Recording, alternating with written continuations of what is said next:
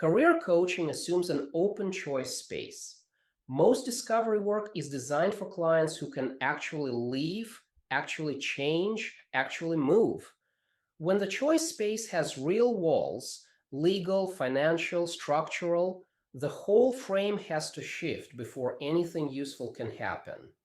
Constraints are data, not backdrop. That distinction is the ground level difference between an engagement that produces movement and one that generates aspirations the client cannot act on. A client sits down, and within the first 10 minutes, it becomes clear they cannot leave their current employer. Not "I haven't decided," they cannot. The visa sponsorship is through the employer. The health insurance is through the employer. The mortgage payment is calibrated to the current salary. How the coach reads that opening shapes everything that follows. The coach who reads it as ambivalence works with the wrong material. The coach who reads it as a configuration of structural constraints works with the actual situation. The constraint is not a mindset problem, a legal fact about the visa, a financial fact about the mortgage, an employment fact about the insurance. These are the actual starting conditions. Those facts are the starting material for this engagement. Most coaches encounter clients with real constraints and move on to, "What do you want to do?" The problem: that question only makes sense if the choice space is open. When the choice space has walls, the discovery work has to map the walls before it can map what's inside them. Constraint-as-Backdrop means the coach acknowledges the constraint and sets it aside. I understand there are limitations. Let's talk about what you want. Constraint-as-Data means the constraint tells you what experiments are possible, what the timeline looks like, and where the coaching can do actual work. The distinction sounds procedural.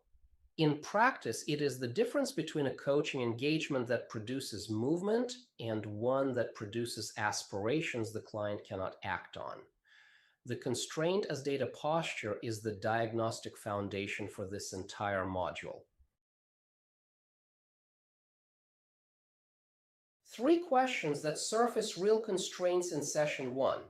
The financial stability question. What would the next 12 months look like financially if your income changed? That question surfaces the mortgage, the household budget, the dependents. The employment condition question. Are there any professional or legal requirements tied to your current employer? That surfaces the visa, the non-compete, the benefits that travel with the employment. The timing question. What has to be true for leaving to be possible? And when does that become true? That surfaces the vesting schedule, the visa timeline, the loan forgiveness completion date. These 3 questions are a professional discipline. They are direct because the situation requires directness. Say you're coaching a software engineer on H-1B sponsorship through a company he wants to leave. He presents as not sure if it's the right move. The coach who explores the ambivalence misses the constraint. The coach who asks, what are the immigration implications of leaving this employer? Surfaces the actual situation in session 1. What looks like ambivalence is often a client who has already done the cost-benefit analysis and found the constraint real. The ambivalence is real, and it is downstream of the constraint. Coaching the ambivalence without naming the constraint produces sessions that circle the actual situation without landing in it. The constraint question is not intrusive. It is what good discovery looks like in this engagement context. Why are you letting this constraint define you? That question treats a legal fact as a mindset problem. The visa is a legal fact. The mortgage payment is a financial fact.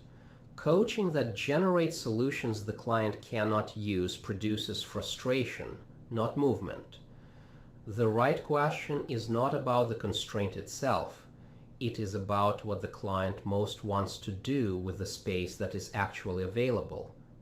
That question is more generative and more honest about what the coaching can produce.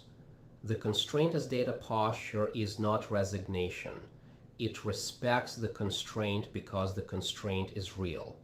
The coaching that works with what is real produces more movement than the coaching that works against it. Values work, strengths assessment, future state visualization, all of these produce useful information when the choice space is open. When the choice space has real walls, starting with values generates aspirations the client cannot act on. That sequence, aspiration generated before constraint mapped, increases frustration rather than producing movement. The client returns to the constraint feeling the gap between the revealed aspiration and the actual available space more acutely. Constraint mapping first. Then the coaching works with what is possible inside the mapped constraint. The values work and the strands work become useful once the container they're working inside is clear. B2.1.2 names the 6 most common constraint configurations, so the coach can recognize which one they're working with. B2.2 covers what to do with the coaching stance when the most obvious move isn't available. B2.3 covers when the engagement needs a different professional alongside it.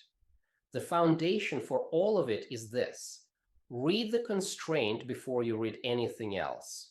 What is actually constraining the client's choice space? What is the actual timeline on each constraint? What is the actual financial or legal picture? Those 3 questions are the diagnostic foundation before any other coaching work begins.